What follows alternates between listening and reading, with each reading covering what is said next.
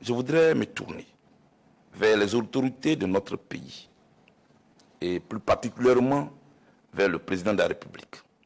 Nous le prions, pour ce faire, de prendre une loi d'amnistie générale qui prendra en compte le cas des prisonniers civils et militaires des crises liées aux élections 2011-2020. La Côte d'Ivoire en a besoin, nos familles en ont besoin. Qui traitera ensuite la question des 20 ans de condamnation et de la réinscription de nos noms sur la liste électorale, le président Laurent Gbagbo et moi-même. La Côte d'Ivoire en a besoin, nos familles aussi. J'appelle aussi à un règlement par la traditionnelle voie du dialogue qu'on connaît à la Côte d'Ivoire pour la question du retour en Côte d'Ivoire de l'ancien président de l'Assemblée nationale, de l'ancien premier ministre de Côte d'Ivoire, Guillaume Soro, entre lui et ses anciens compagnons de lutte. Je propose que la désignation du président de la CEI et ses proches collaborateurs se fasse par appel à candidature. Les partis politiques de Côte d'Ivoire, les représentants des candidats devront désormais uniquement avoir un rôle d'observateur au sein de cette commission. La vie devient chère, trop chère même. Le dernier coup de massue que les familles ivoiriennes ont reçu est l'augmentation du coût de l'électricité en moins de 5 mois. En attendant de mettre en place une véritable politique de l'énergie, je propose que l'État envisage la promotion des énergies alternatives et renouvelables, que sont le solaire, l'éolienne et le biogaz, qui devront être accessibles à tous les ménages en Côte d'Ivoire. Je voulais marquer une pause là. Nous sommes un pays tropical. 12 mois sur 12 mois, nous avons le soleil. Je trouve inconcevable qu'un tel pays puisse souffrir des problèmes d'énergie. Là où moi, en Hollande, dans un pays où le froid règne, l'on utilise le solaire aussi. À ce sujet, je voudrais rassurer tout de suite que les experts du COGEP ont une réponse déjà prête et applicable à la difficulté de l'énergie. L'on peut donc nous contacter, nous sommes prêts.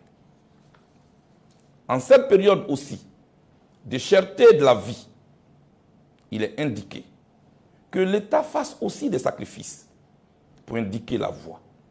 Car je trouve frustrant que pendant que certains portent des bretelles, parce que trop rassasiés, il est demandé au peuple de serrer la ceinture pour faire des sacrifices.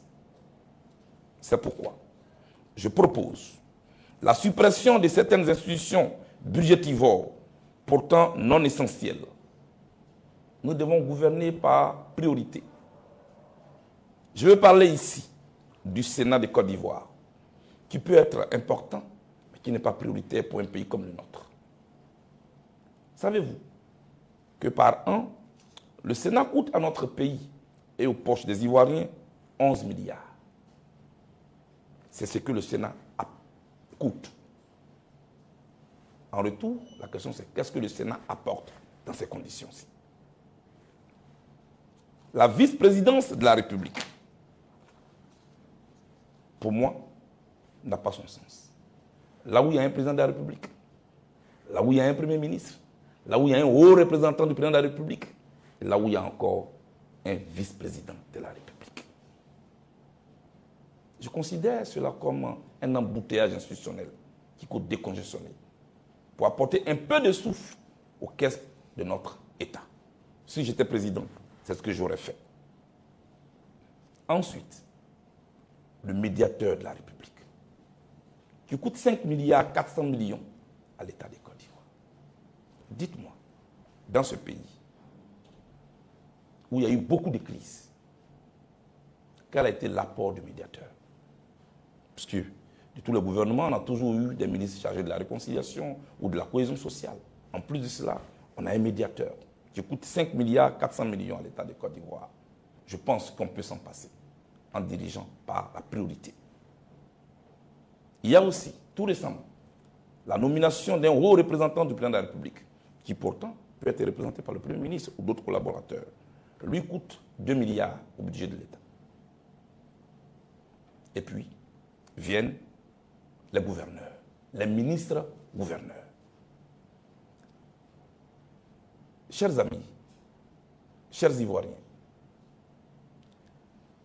là où il y a dans nos départements des préfets, là où il y a des sous-préfets, là où il y a des maires, là où il y a des présidents de régions, je me demande ce que peut apporter, en plus de ce que je viens de citer, un ministre-gouverneur. Je pense que pour notre pays qui est en difficulté, et pour la vie chère, l'État peut aussi donner l'exemple en supprimant tous ces postes et toutes ces institutions dont je viens de parler. Et tous ces milliards qui vont être économisés par l'État de Côte d'Ivoire, pour nous au COGEP, et pour moi en tant que dirigeant du COGEP, peut être investi dans la construction d'établissements sanitaires de premier contact. Je pense qu'un Ivoirien ne devrait pas trouver la mort parce qu'il n'a pas les moyens de se soigner. C'est pourquoi je propose la mise en place d'un fonds minimum d'assistance dans les urgences pour les populations socialement faibles. C'est la recette des passeports, des cartes nationales d'identité qui défraient la chronique en ce moment même, au nom de l'hygiène morale que nous devons enseigner. Pour moi, les ministres concernés doivent passer devant l'Assemblée nationale, devant les députés de la nation, devant la nation elle-même, puisqu'ils sont nos représentants, pour nous éclairer sur cette question. Où sont passés les fonds relatifs au passeport, au visa